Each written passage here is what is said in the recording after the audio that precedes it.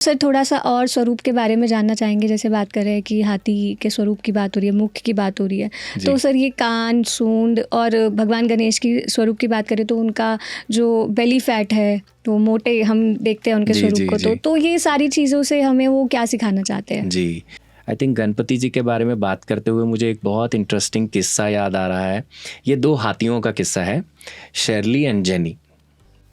Shirley एक हथनी थी और सर्कस में काम करती थी और एक समय पर जाकर वो वृद्ध हो गई और वृद्धावस्था में उसको आर्थराइटिस हो गया। हाथी को आर्थराइटिस हो गया। तो आर्थराइटिस जब हो गया तो फिर वो सर्कस में किसी काम की नहीं रही, तो उसे ज़ू में दे दिया गया और ज़ू में जाकर वो अकेली हो गई, तो परेशान होने लगी। और उसको परेशान देखकर जो ज़ू के लोग थे, जो अथॉरिटीज़ थी, उन्होंने देखा कि इसकी हम देखभाल नहीं कर सकते, तो उन्होंने जाकर उसको एक सेंचुरी में छोड़ दिया। अब वहाँ पर शर्ली बड़े आराम से, बड़े प्यार से बाकी सब हाथियों के साथ रहने लगी और कंफर्टेड हो गई। कुछ समय के बाद वहाँ पर जेनी नाम की एक हथनी और आई और वहाँ पर रहने लगी।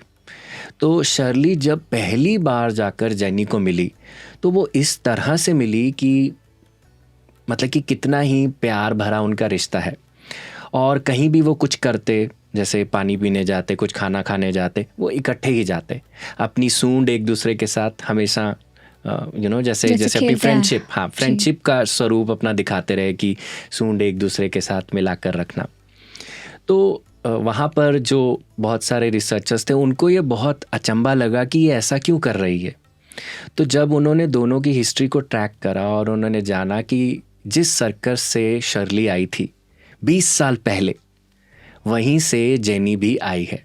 हालांकि जेनी उससे छोटी थी, पर सर्कस में दोनों ने सेम तरह की सफरिंग को सहा और सफरिंग के कारण उनकी जो फ्रेंडशिप बनी वो आज 20 साल के बाद मिलने के बाद भी कहीं ना कहीं एक्टिव है। तो ये हमें क्या बताता है हाथियों के बारे में कि कितनी ज़्यादा इंटेलिजेंस है उनमें जी। तो भगवान का जो स्वरूप है, जो सर है, वो हमें इंटेलिजेंस के बारे में बताता है। और हम जब गणपति की बात करते हैं तो हम बेसिकली क्या कहते हैं? बुद्धि के दाता जी। बुद्धि के दाता। अब कान बड़े हैं, कान बड़े होना यानी कि सुनने में बड़े होना, है ना, ज़्यादा सुनना, ज़्यादा एब्जॉर्ब करना कि लोग क्या कह रहे हैं, उसको पेशेंस से सुनना, गुड लिसनर। और कानों से छोटा है मुंह, कम बोलना तब बोलना जब ज़रूरी है, तब नहीं बोलना जब उसकी ज़रूरत नहीं है। मतलब कि बड़बड़ाना नहीं, गॉसिप नहीं करना, इस वाक क्षेत्र को अच्छे से इस्तेमाल करना। तो इस प्रकार से हमें वो अपने मुख से भी ये बताते हैं। और आंखें उनकी तीखी हैं, जैसे हाथी की आंखें तीखी होती हैं, छोटी होती हैं, यानी कि गहराई में देख सकना, उन परतों में भी देख पाना जहाँ पर लोग नहीं देख सकते। तो ऐसे डीप स्पेस में देख पाना वो हम गणपति से सीखते हैं, है ना। तो और उनकी सूंड हमें बताती है फ्लेक्सिबिलिटी, है ना, एक ऐसा फ्लेक्सिबल अंग जो बड़े से बड़ी चीज़ को भी पकड़ सकता है और छोटे से छोटे तिनके को भी बड़े आराम से उठा सकता है ना। हम 76th वर्स है, ताओ ते चिंग एक पुस्तक है, जैसे हमारे लिए भगवद गीता है, बाइबल है, वैसे ही ताओ समुदाय में है ताओ ते चिंग। ताओ ते चिंग के 76th वर्स में लिखा हुआ है कि जो चीज़ कोमल होती है, जो चीज़ लहराती है, जैसे उन्होंने एक पेड़ की एग्जाम्पल दी है, एक पेड़ पर जो डाली है वो अगर टाइट है तो हवा के झोंका आने से वो टूट जाएगी, पर वहीं अगर वो लहराना सीख जाए तो वो सरवाइव कर जाएगी। तो ठीक उसी प्रकार से डाली की तरह से अगर मैं बात करूं, ये भी लहरा रही है, फ्लेक्सिबिलिटी का प्रतीक है। जो अपने आप को समाज में फ्लेक्सिबल होकर चलता है, अपने आप को अडेप्ट कर लेता है, बुरी सिचुएशन में भी आराम से बैठ जाता है, एक अच्छी सिचुएशन में भी अपने आप को ग्राउंडेड रखता है, ये चीज़ हमें गणपति की सूंड से समझ आती है। और जब हम पेट की बात करते हैं, हमें लगता है कि वो मोटे हैं, पर पेट के साथ हमें ये भी जानना है कि गणपति के पेट के ऊपर एक सांप बंधा हुआ है। और सांप किस चीज़ का प्रतीक होता है? हमारी अवेकनिंग का, स्पिरिचुअलिटी का प्रतीक होता है, हमारी अवेयरनेस का। जैसे सांप को हम जागरूकता के साथ जोड़ते हैं।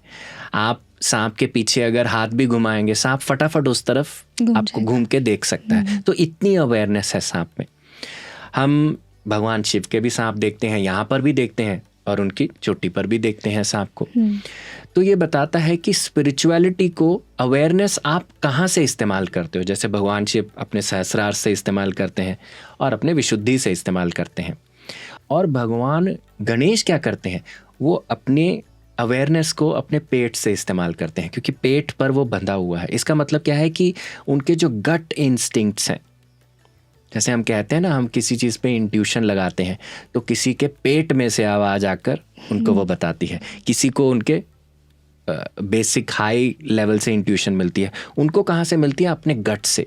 उनका गट बताता है, तो इसीलिए उनके गट के ऊपर वो सांप बंधा हुआ है। और पेट बड़ा होने का मतलब है कि बड़ी एबिलिटी होना किसी भी चीज़ को पचाने की, भले बहुत बड़ी कोई कठिनाई हो।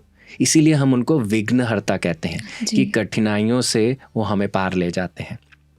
और किसी भी सीक्रेट को दबाने की भी क्षमता रखना, कि अगर किसी की कोई चीज़ सीक्रेट है, कोई उसका ऐसा पक्ष है जो वो किसी के साथ शेयर नहीं करना चाहता, तो किसी चीज़ को दबा कर रखने का भी हमें उनसे कहीं ना कहीं जो सीख मिलती है। जी, बहुत सारी सीख मिलती है। यहाँ सिर्फ गणेश जी नहीं, आपने जैसे बताया कि भगवान शिव का जो सर्प है वो गले में है और उनके ऊपर है, यानी कि उनको विशुद्धि चक्र पे भी मतलब कब कहाँ अवेयरनेस लानी है उस हिसाब से उन्होंने बिल्कुल दर्शाया है।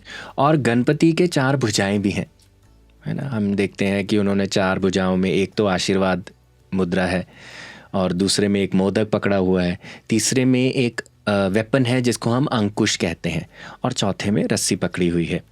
तो ये भी हमें कुछ ना कुछ बताने का प्रयास करते हैं, क्योंकि जब आप गणपति के पास जाते हो तो गणपति आपको आशीर्वाद देते हैं जी। हम उनसे अपने लिए क्या क्या मांगते हैं, मुझे ये दे दीजिए, मुझे गाड़ी दे दीजिए, मुझे बंगला दे दीजिए। तो आशीर्वाद के रूप में जो भी आप मटेरियल गेन्स अपने लिए चाहते हैं या किसी भी और प्रकार का गेन चाहते हैं, वो आपको आशीर्वाद के रूप में देते हैं।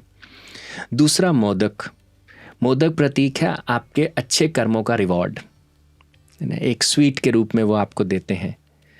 और तीसरा है अंकुश क्या होता है? अंकुश एक तरह का हम कह सकते हैं टूल होता है जिससे हाथियों को नेविगेट किया जाता है।